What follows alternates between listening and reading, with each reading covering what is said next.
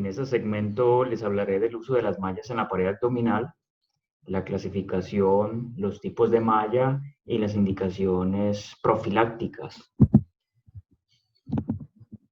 Declaro no tener conflictos de interés para esta presentación.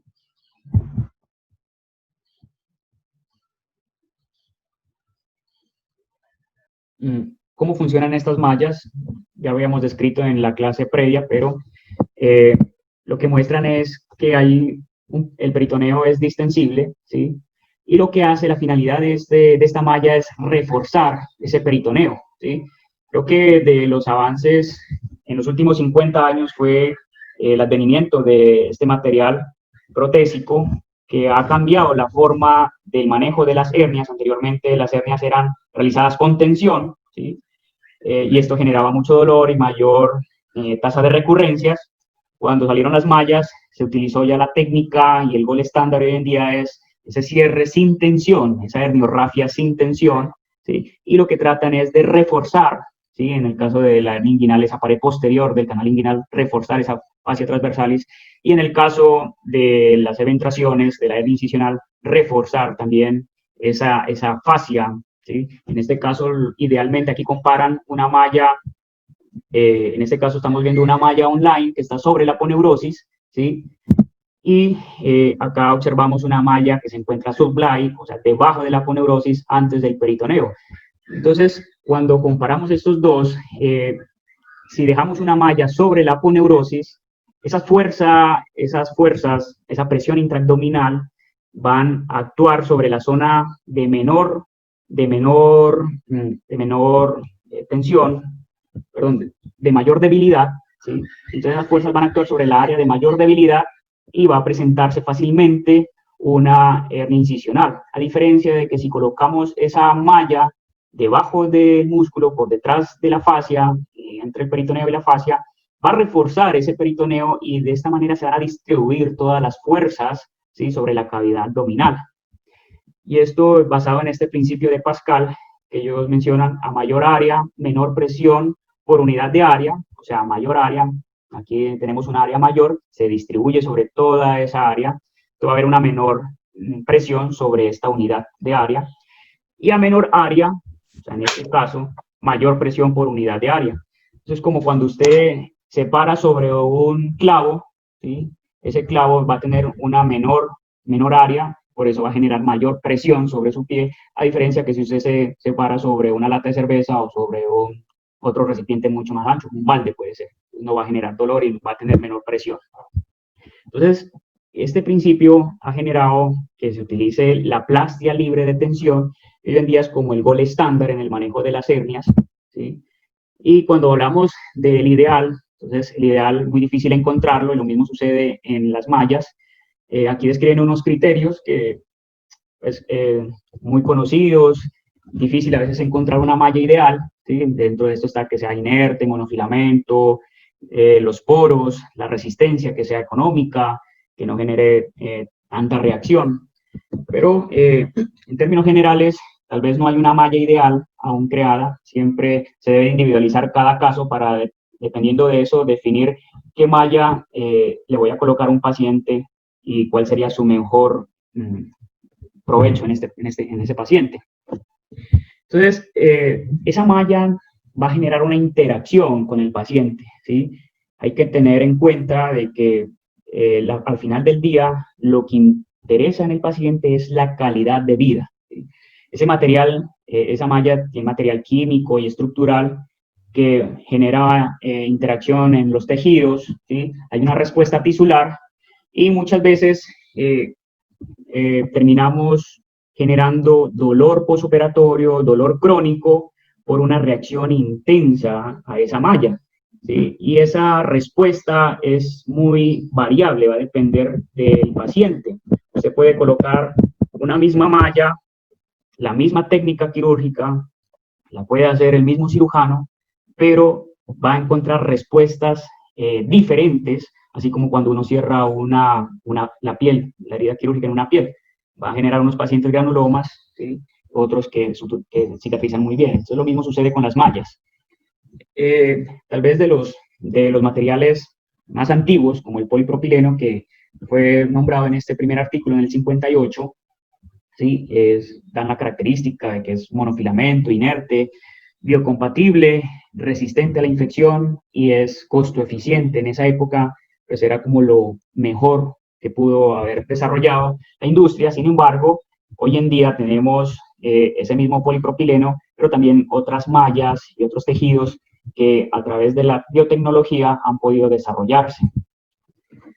Entonces, obsérvese en esta diapositiva que esa malla tradicional, ¿sí? Es de polipropileno de 10 por 10 centímetros. Cuando se abre completamente, tiene un tamaño casi de 50 metros, ¿sí? Y esa malla de 30 por 20 centímetros, obsérvese cuando se abre completamente casi 300 metros. Entonces, es mucho material, ¿sí? Es mucho el material protésico que se ha estado utilizando para hacer el cierre de un defecto y la finalidad como tal es reforzar ese peritoneo. Entonces, ¿cómo disminuiría uno de peso a esa malla? ¿Sí? Porque de acuerdo al peso vamos a clasificar que sean de alto peso, de mediano o bajo peso de esa malla. Entonces, la forma para poder uno disminuir ese gramaje es disminuyendo el diámetro de esos filamentos, hacerlos más delgados, más finos, y aumentando el diámetro de esos poros que sean más anchos, o sea, los orificios, los huequitos que sean mucho más anchos. De esta manera, a medida que aumenta el tamaño de esos poros, va a disminuir el peso de la malla y en los estudios muestran que se ha observado una reducción de esa fibrosis intraporo, que es lo que generan. Aquí se puede observar una malla Marlex clásica con polipropileno convencional, tiene 180 gramos, un poro de 75 micras, ¿sí? Y en esta se observa una malla con polipropileno de bajo peso, Optilene, y mire el peso que es de 60 gramos, con poros mucho más amplios. Y esa amplitud en el poro, la disminución del filamento, hacen que disminuya el tamaño, el peso de esa malla. De esta manera también va a disminuir esa reacción, esa fibrosis tan intensa que genera este material protésico. En cuanto a la clasificación de estas mallas, no hay como tal una clasificación estándar en la literatura. Existen muchos tipos de clasificaciones, pero este se utiliza mucho dependiendo del peso. Podemos hablar a grandes rasgos que son mallas de peso reducido cuando el peso es menor de 60 gramos por metro cuadrado, o una malla pesada que sea mayor de 80 a 90 gramos por metro cuadrado, que son mallas pesadas. Y ya tenemos peso medio de 40 a 60 gramos, o ligera, ultraligera si es menor de 30 gramos por metro cuadrado. Dependiendo de ese peso, aquí tenemos una malla polipropileno de alto peso, de mediano peso y de bajo peso, ¿sí? Dependiendo de ese peso va a ser la respuesta inflamatoria y el depósito de colágenos. Aquí se observa en este corte histológico, en asterisco, las fibras de polipropileno y estos son los orificios, y entre orificio y orificio el depósito de colágeno, ¿sí? El depósito de colágeno en forma azul celeste, de color azul celeste.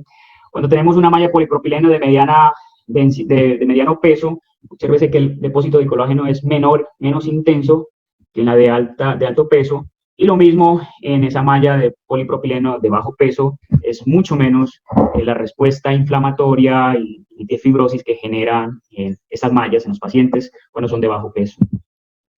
Pero entonces usted se preguntará si le coloco una malla de bajo peso, pues va a ser un poco menos fuerte esa malla.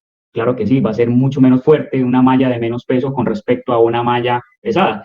Pero en este estudio lo que hicieron fue comparar la fuerza de ruptura en Newton de esa malla. Entonces observaron que la malla ligera, ¿sí? O mediana o de bajo peso, cuando le aplicaban una fuerza de 600 newton, generaba ruptura de sus fibras, y cuando lo hacían con una malla pesada, tenían que utilizar 1200 newton para lograr romper esas fibras.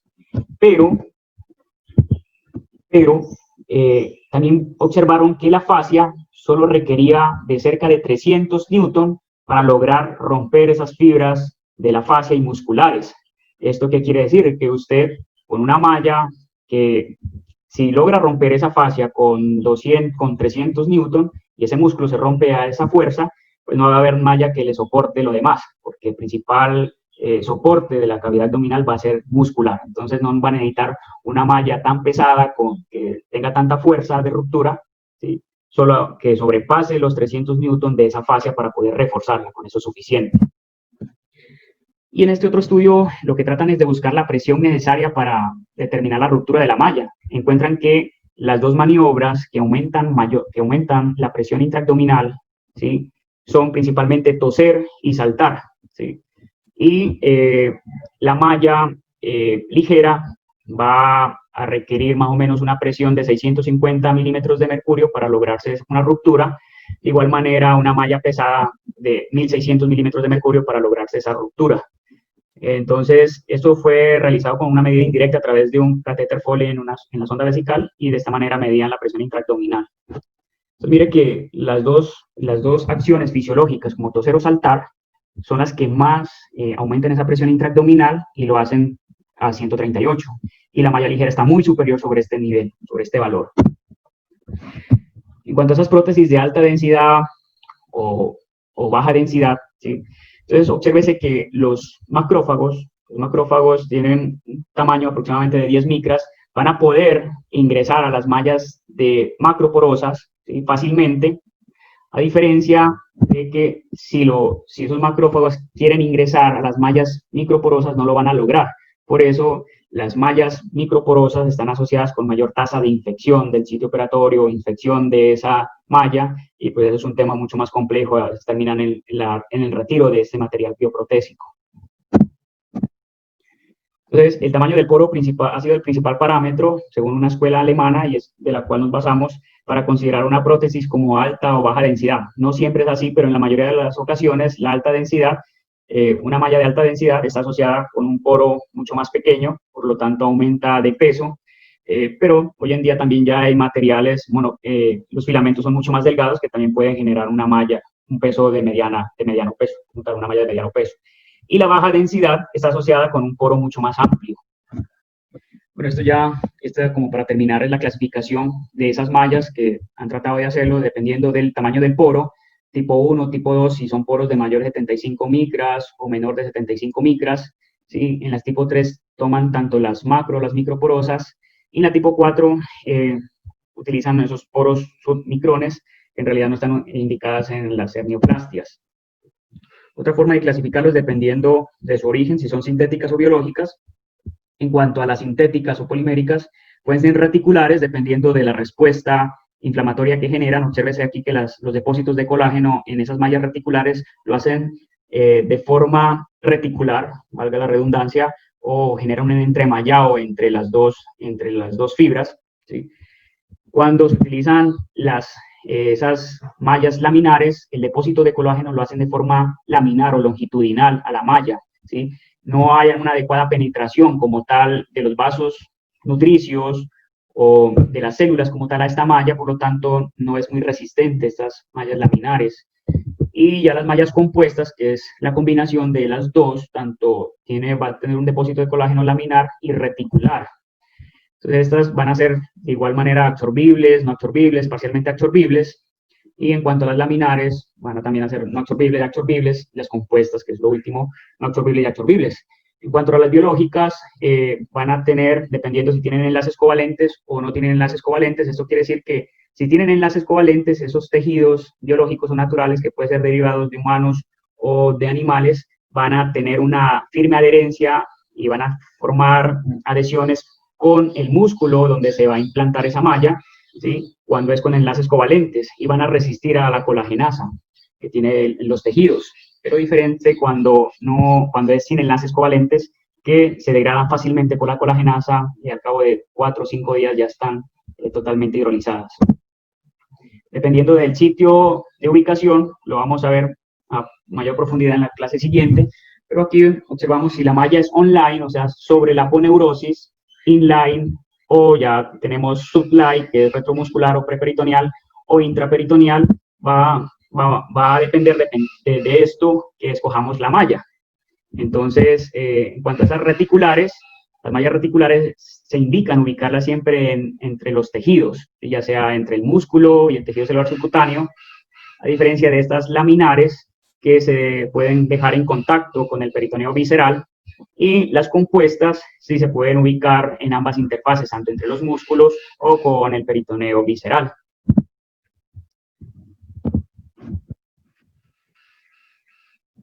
Bueno, entonces dentro de las reticulares están las de polipropileno, que son no absorbibles, las parcialmente absorbibles, como una mezcla entre polipropileno y la poliglactina, y las absorbibles, el poliláctico o la poliglactina.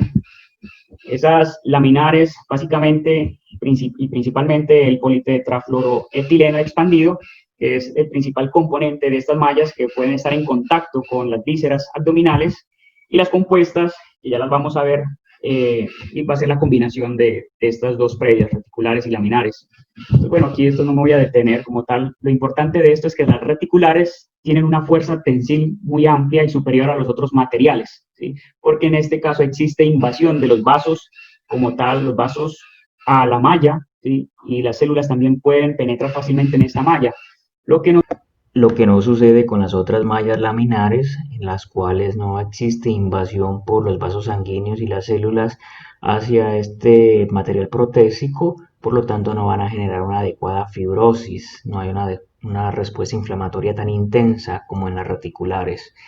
Y estas se van a absorber rápidamente. El principal componente de estas laminares es el politetrafluoroetileno expandido, y la integración como tal no se lleva a cabo por encapsulación y no hay invasión de esta malla por los vasos. El interfaz como tal, prótesis tejido, es débil, por lo cual pues, no se recomienda, no son tan utilizadas en estos reparos de hernias ventrales. Bueno, hay muchas, ya la última generación de estos, pero a pesar de que han desarrollado mucha tecnología en este tipo de mallas, no logran generar una adecuada tensión, ¿sí? Y reforzamiento de ese peritoneo, por lo tal, pues no tienen mucha fuerza como tal estas mallas. En cuanto a las mallas compuestas o de doble capa, son las que están indicadas en esos reparos grandes, si esas hernias ventrales muy inmensas, cuando se requiere una reconstrucción total de la pared abdominal y cuando va a haber contacto con el peritoneo visceral. La característica de estas mallas recubiertas es que tienen dos caras, una cara parietal y una visceral. Esa cara parietal tiene un reforzamiento de diferentes materiales, uno de ellos es el polipropileno, y la cara visceral, la que va a estar en contacto con las vísceras como tal, tienen un componente de protección a base de hidrocoloides, ¿sí? Y para entender este concepto de estas mallas, se debe tener en cuenta qué es la reperitonización y las adhesiones. La reperitonización es ese proceso que tienen las células de los tejidos a llenar rápidamente, a colonizar, por así decirlo, esa malla que se está implantando. Se generan islas de mesotelio, ¿sí? Que se han encontrado en las primeras 24 horas, o sea que las células del tejido del cuerpo comienzan a invadir esa malla en las primeras 24 horas, ¿sí? Y forman como un tapiz. Y en la primera semana ya está completamente tapizada esa malla con células mesoteliales.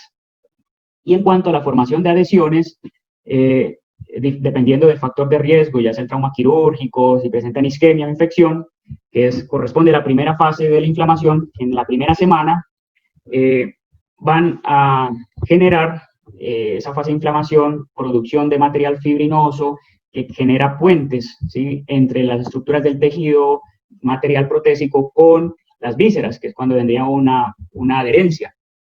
Pero lo que tienen estas mallas es que protegen la cara visceral con ese material hidrocoloide y ese se absorbe lentamente en los primeros 30 días. O sea que esta fase de formación de adhesiones se bloquea de esta manera. Entonces la reperitonización rápida permite que después de 2 o 3 semanas ya no se necesite esa capa protectora, ya se ha adherido firmemente al tejido y no va a haber contacto como tal de las vísceras con el material protésico. Este es un ejemplo de esas mallas supramesh que tienen doble cara y se reabsorbe el material coloide en los primeros 30 días. De esta manera ya se ha presentado la fase de epitelización y invasión de las células mesoteliales sobre el tejido protésico y no va a estar en contacto directo con las vísceras. Este es otro caso de Ventral Light, que es otro tipo de malla y lo que hacen son mallas que se autoajustan en la cavidad abdominal al insuflarse esta estructura. Que este video lo muestra rápidamente. Lo que hacen es introducirse esa malla a través de un puerto de trocar y estando adentro se insufla y la malla se va a expandir. Por contrabertura se extrae el neumoinsuflador.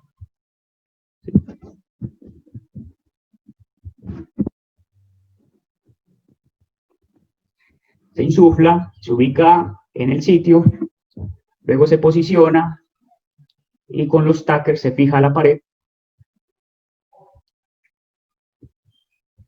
Luego se desinfla el marco que le permite la estabilidad a esta estructura allá adentro y se extrae por un trocar. Este es otro caso, otro tipo de malla combinada, ¿sí? O recubierta de doble capa, útil especialmente en la hernia umbilical. También lo han utilizado para el reforzamiento de esos puertos de trocar. Y esos son los diferentes tipos de mallas que hay. En cuanto a la integración de las prótesis, obsérvese que el tejido, las prótesis reticulares, o sea, que son de polipropileno, poliéster, tienen una gran integración y resistencia biomecánica con los tejidos, pero generan poco neoperitoneo, a diferencia de las laminares, que tienen menor integración y resistencia, pero con mayor formación de células mesoteliales. Y las prótesis compuestas, o sea, las que son de dos caras, que acabamos de ver, tienen tanto una adecuada integración y resistencia biomecánica con una adecuada neoperitonización, o sea, adecuada formación de células mesoteliales. En cuanto a las células, en cuanto a las mallas biológicas, en realidad estos están en estudios. El objetivo de estas es reparar y regenerar los tejidos, o sea, formar una nueva pared, ¿sí? Aún están en estudios, no se puede determinar como tal la recurrencia a largo plazo, puesto que los estudios están escasamente a 5 años aún, y la mayoría se han realizado en contextos quirúrgicos limpios. Lo que se ha encontrado, digamos, en este metaanálisis que hicieron tanto con mallas biológicas derivadas de cadáveres, de porcinos, de bovinos o de mucosa de cerdo, encontraron que la tasa de recurrencia fue menor cuando se utilizó este tipo de mallas biológicas, la infección también fue menor, ¿sí? Y la morbilidad asociada a la cirugía fue menor. Sin embargo, pues faltan estudios para comprobar que en realidad esto es cierto. Las indicaciones actuales de estas mallas biológicas están en pacientes inmunocomprometidos y en situaciones de cirugía contaminada. Es controversial este tema, pero datos iniciales muestran que se pueden beneficiar. En las infecciones crónicas, sin grandes inóculos bacterianos, también se puede indicar. Entonces, la malla profiláctica se debe estratificar el riesgo para determinar el desarrollo de estas hernias incisionales, y esto puede permitir modificar la técnica o el abordaje quirúrgico para reducir el riesgo en determinados grupos de pacientes, y de ahí surge utilizar las mallas de forma profiláctica, lo cual no ha sido totalmente aceptado debido a las complicaciones inherentes de una malla.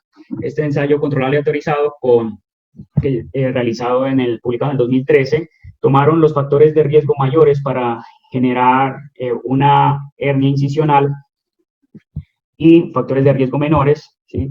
Los que se han descrito en la literatura. A 464 pacientes les colocan malla y a 755 pacientes no les colocan malla. ¿Qué encuentran? Que la hernia incisional fue menor en el grupo de pacientes que les colocaron malla. De esta manera, el 73%, aproximadamente el 73% de los pacientes que no se les colocó malla en este grupo de pacientes con factores de riesgo generaron hernia incisional. Y en cuanto a la tasa de seroma, infección del sitio operatorio, no hubo diferencias significativas. Entonces, ¿yo cómo evalúo ese riesgo? Ese riesgo surge o proponen un score de riesgo para esos pacientes que pueden presentar hernias incisionales, y eso surge de este estudio de cortes prospectivas publicado en el 2016 en Texas. Lo realizaron y toman 625 pacientes que fueron llevados a cirugía abdominal por diferentes motivos, tanto benignos como de etiología neoplásica. El seguimiento fue en promedio de 42 meses hasta casi 6 años, y el 13% de estos pacientes desarrollaron hernia incisional. Entonces fueron las características de esa población, ¿sí? Tanto toman la edad, el sexo, comorbilidades como hipertensión, diabetes, enfermedades cardiovasculares, la hipoalbuminemia, que uno tiende a pensar que si tiene una albumina muy baja se va a ver una dehiscencia de esa herida quirúrgica, Pero cuando hicieron la regresión logística y el análisis multivariado encontraron estos factores que están asociados a hernia incisional en esos pacientes. Entonces, pacientes con EPOC tienen un riesgo aumentado 2 veces. Aquellos pacientes con cirugía, con laparotomía, con cirugía laparoscópica, con un índice de masa corporal mayor a 25, tienen un riesgo aumentado de presentar hernia incisional en pacientes con los factores de riesgo ya mencionados. Generan esta tabla, este score, perdón, y esta fórmula, ¿sí? La cual tiene un rendimiento diagnóstico para ellos cerca del 75%, y lo que hacen es clasificar esos pacientes en 3 grupos, ¿sí? Dependiendo de la puntuación. Entonces, la parotomía le da 4 puntos, si fue llevada a la cirugía laparoscópica 3 puntos, si tiene EPOC o un índice de masa corporal mayor a 25, 1 punto. Forman 3 grupos, ¿sí? Uno de bajo riesgo, de mediano riesgo y de alto riesgo para hernia incisional, aquel que tiene más de 6 puntos. En cuanto a los pacientes que estaban en el grupo 3, casi que la mitad de estos pacientes tienen la probabilidad de presentar hernia incisional si no se les coloca malla. ¿Sí? Y como tal, el promedio en el tiempo se presentaron principalmente en los 30 primeros meses, se presentó la hernia incisional en este grupo de pacientes. Ya para terminar, para llevar a casa, siempre use un material de sutura monofilamento, idealmente 2.0 lentamente absorbible. Use nudos de anclaje autobloqueantes, la técnica de sutura que sea continua y cierre la incisión en una sola capa, la fascia.